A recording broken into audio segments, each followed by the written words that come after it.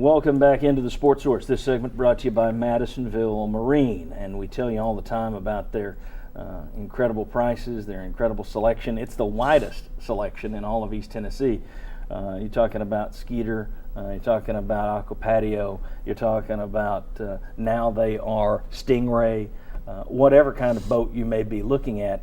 Instead of going to 2 or 3 different dealers and say, okay, I want to check out this, and I want to go over here and I want to look at pontoons, and I want to also, you can do all of that at Madisonville Marine. That's what's so remarkable about them. They not only have this great showroom, but outside the showroom, they've got a lot that just goes on and on and on with more boats on there. So it's one-stop shopping, literally. You can compare pontoons to bass boats to ski boats, deck boats, whatever. Madisonville Marine. All right.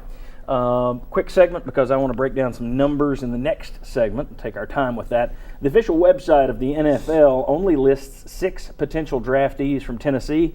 Let's go ahead and look at them. Leading into this Thursday's first round of the draft, then Friday, then Saturday, this thing will continue forever. Zach Fulton, Jawan James, Daniel McCullers, Rajon Neal, Tiny Richardson, James Stone. That's it in terms of who they are listing as potential draftees.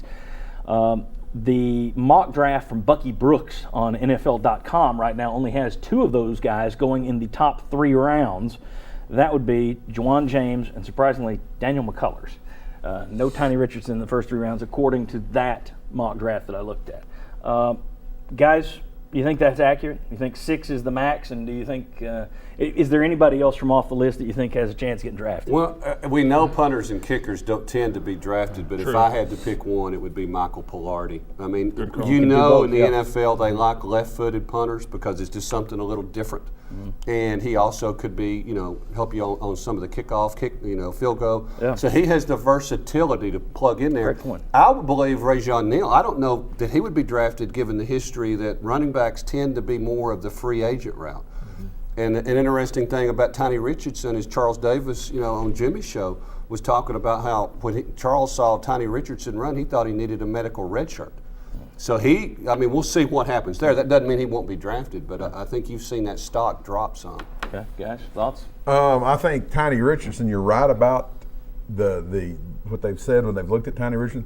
It wouldn't surprise me, though, that if he doesn't end up going in the second round. I think he could go a lot higher. But besides Pilardi, I don't see anybody else on this team. I would agree with that other than Pilardi. Looks like they'd be drafted. Yeah. But I think Richardson, I think he'll go higher. He was in the first round for a long time. Now he's dropped down to about the 5th round. I'd say he probably goes 2nd or 3rd round. I'd switch Richardson and McCullers on that guy's list because I don't see McCullers going nearly that high. But I think there will be 2 from Tennessee in the first 3 rounds.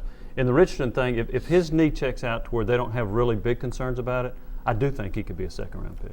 Okay. Mike, let me ask you a question. We've heard for the last 2 years that Tennessee's offensive line, what's an NFL offensive line, these guys are the greatest since sliced bread. Greatest thing since sliced bread, because sliced bread doesn't make for good offensive line, so they're the greatest thing since sliced bread. When you look at these guys now, and they're not predicted to be up there in the 1st and 2nd round, does this change? I mean, we said that group was a little overrated the last couple of years. They put up some good stats, but it was not the lineup, blow you off the ball in big game situations, 3rd and 1 type things that people would think from an NFL offensive line. Do you now look at this draft and say, yeah, it kind of backs that up, or let's wait and see?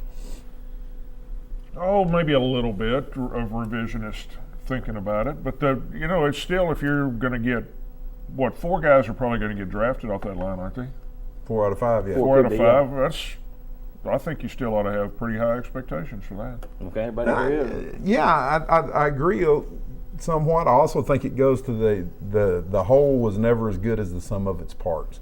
Because even if you had 4 guys off that offensive line, they were all drafted after the 5th round, that still means you had really, really good offensive linemen by college football standards, and they just never seemed to gel and be as good as a group.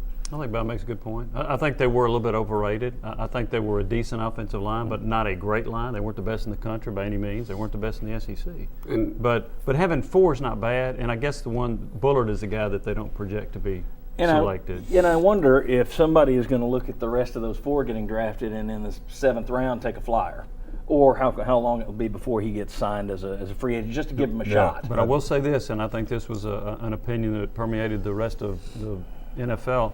There were several scouts on that pro day that I talked to that said there was one common theme with this offensive line that bothered them.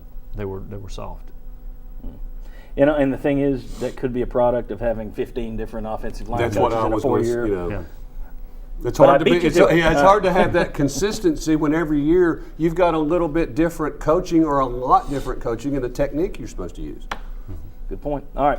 I said good point 3 times in that segment. Was it I all need- to me? I need to get the, no, just 2 of them. I need to get the wrong Stein back out here. All right. When we come back, get your friends, get your buddies on the line. If you've set your expectations for this Tennessee football season, hold off. We want to show you some numbers and take a look. Someone asked me this week, and I went back and did it. How have teams that lost a lot of players done in the SEC in recent years? We'll show you. Come back and be prepared to watch like this. Okay, come on back.